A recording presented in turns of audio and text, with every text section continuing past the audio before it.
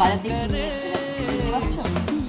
আশা করি আমরা মেয়েরা এটাকে স্কুলের বাইরে দিনগুলো মনে পড়ে যায়, তাই না? চলো ফেটে রেডি করি।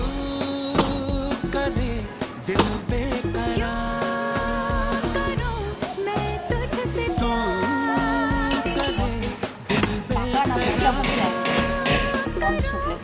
মাখা হয়ে যায় তখন বুঝতে পারে যে কি। আচ্ছা, এই যে তার জন্য রেডি করে নিয়েছি আগে থেকে। এই দেখো, চিনি, নুন, বিট নুন, কাঁচা লঙ্কা, ধনে পাতা একদম রেডি। এখানে আবার পালা, আর গন্ধ তো সেই ছেড়েছে।